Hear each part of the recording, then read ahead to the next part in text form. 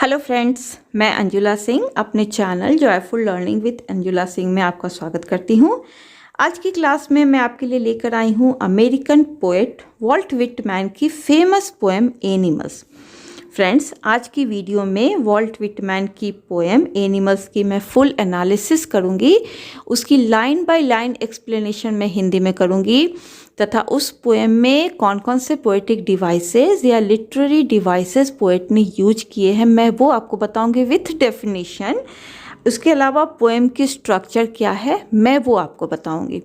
Friends, इसके पहले मैंने एक और वीडियो बनाया है आपके क्लास 10 की ही दूसरी पोएम रॉबर्ट फ्रॉस्ट के द्वारा लिखी हुई डस्ट ऑफ स्नो है। उस पर मैंने एक वीडियो बनाया है। उस वीडियो में मैंने डस्ट ऑफ स्नो की फुल एनालिसिस की है, उसकी पोएटिक डिवाइसेस और उसके स्ट्रक्चर को मैंने बताया है। प्लीज़ आप मेरी उस वीडियो को देखिए।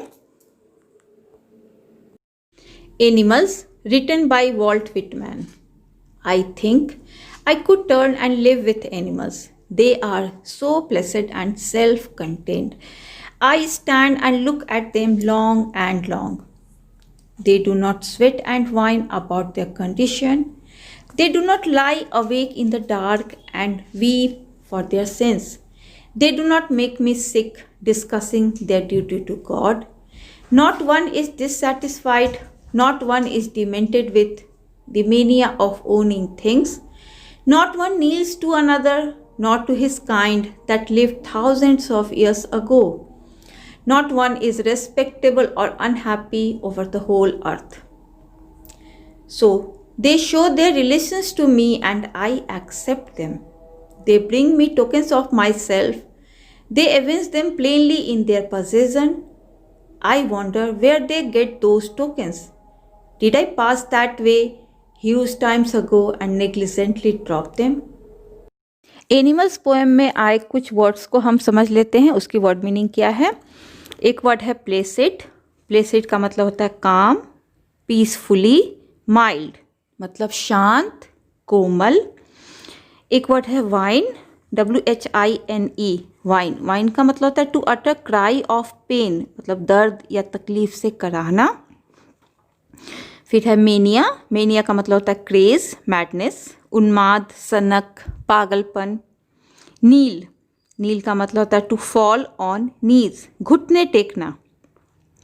टोकन, टोकन का मतलब होता है मार्क, साइन, चिन्ह या संकेत। एविंस, एविंस का मतलब होता है टू प्रूव और शो क्लियरली, स्पष्टता सिद्ध करना, दिखाना, साफ सुथरा दिखा देना, टू प्रूव कर देना, क्लियरली दिखाना। अब एनिमल्स पोएम की मैं लाइन बाय लाइन एक्सप्लेनेशन कर देती हूँ।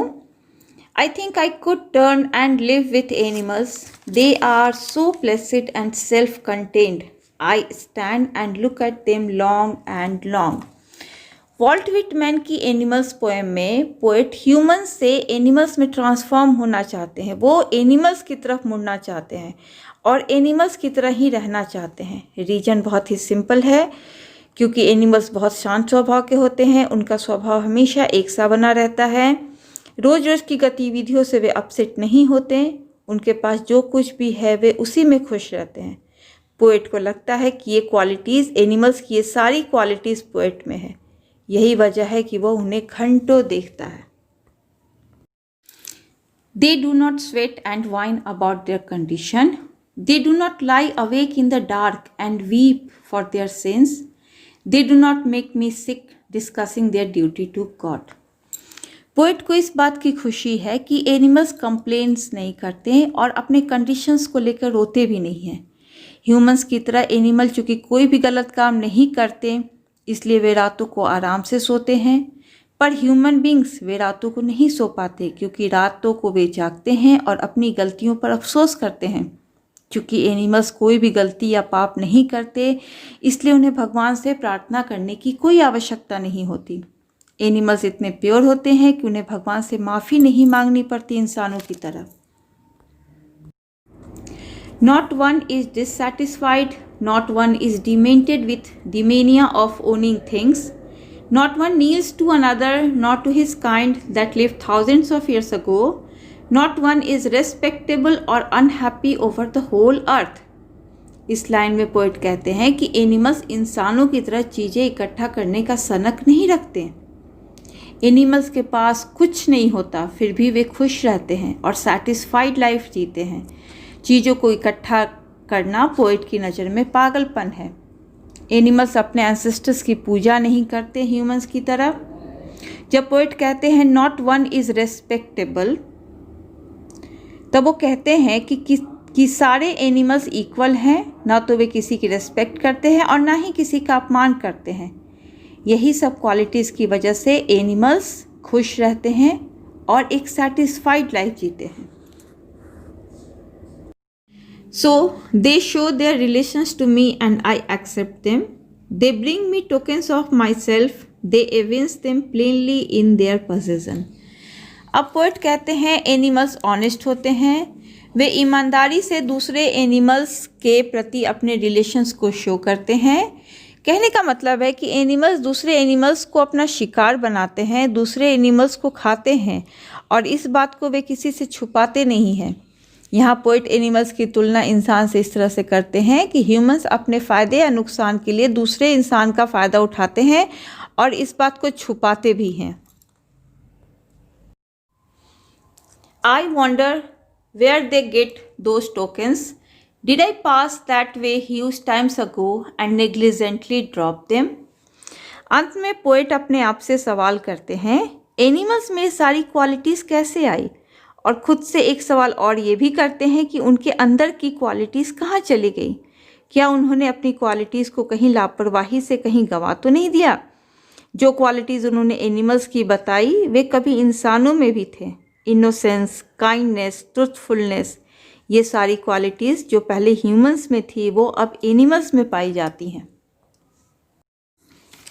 Poetic devices used in the poem animals are paradox, personification, anaphora, metaphor, hyperbole, rhetorical question, repetition, assonance. इस पोएम में अब हम पोएटिक डिवाइसेस को समझते हैं one by one. First line begins with a paradox. Paradox कैसे? पैराडॉक्स इज अ सिचुएशन और स्टेटमेंट विथ टू और more parts that seem strange और impossible together. I think I could turn and live with animals. Poet एक human being है, लेकिन वो किसकी तरह रहना चाहते हैं? एनिमल्स की तरह रहना चाहते हैं, जो कि पॉसिबल नहीं है। तो ये एक पैराडॉक्स उन्होंने यूज किया है। फिर आता है personification. Personification is a specific type of metaphor that assigns human qualities and attributes to objects और नॉन ह्यूमन थिंग्स। यहाँ आप देखिए third, fourth, fifth, second stanza आप देखिए, they do not sweat and whine, they do not lie awake in the dark, they do not make me sick, not one is dissatisfied, not one kneels to another. ये सारे line में उन्होंने जो humans की qualities है वो animals में show की है। तो ये एक पर्सोनिफिकेशन है। फिर उन्होंने एनाफोरा यूज़ किया है।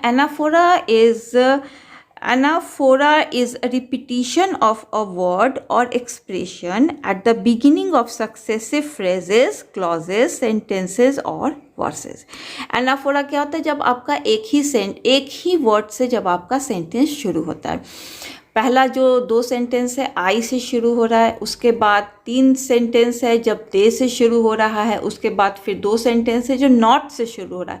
तो आई, दे, नॉट, ये जब ये रिपीट हो रहा है, दूसरे सेंटेंस का भी फर्स्ट लेटर यही है, तो ये एक एनाफोरा है। ये पोएटिक डिवाइस को एनाफोरा कहते हैं। उसके बाद आपका आता है assonance. Assonance is the repetition of vowel. अब देखिए फर्स्ट लाइन में I think I could turn and live with animals, they are so placid and self contained. यहाँ आई लेटर जो है, आई वॉवेल जो है वो कई बार रिपीट हुआ है, तो ये एक एसोनेंस है। फिर आपका यहाँ एक पोएटिक डिवाइस यूज किया गया है रिपीटिशन। रिपीटिशन कहाँ? सेकेंड लाइन में देखिए लॉन्ग एंड लॉन्ग, ये एक पोएटिक डिवाइस यहाँ यूज किया गया है। उसके बाद आपका यूज किया गया है metaphor. Metaphor is a word और phrase that is used in imaginative way to show that somebody, something has the same qualities as another thing. Not to his kind that live thousands of years ago. इस line में उन्होंने hyperbole use किया है। Hyperbole is a way of speaking और writing that makes something sound better, more exciting, dangerous etc than it really is. उसके बाद last line है, I want did I pass that way huge times ago and negligently drop them. इसके बाद एक question mark है। ये एक poetic device use किया गया है, rhetorical question. Rhetorical question is a question that does not expect an answer. आपको मेरी ये वीडियो कैसी लगी मुझे कमेंट बॉक्स में लिखकर बताइए। मेरी वीडियो को लाइक, शेयर और सब्सक्राइब कीजिए। बेल आइकन बटन को ज़रूर दबाइए। फ्रेंड्स, वॉल्ट विटमैन जिनका जन्म 31 मई 1819 को हुआ था और वे 26 मार्च 1892 को इस दुनिया से विदा हो गए थे।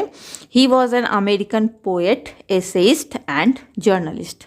The poem animals is from his work song of my self in the poetry collection leaves of grass, published in 1855। इस पोएम में 3 स्टैंजाज हैं।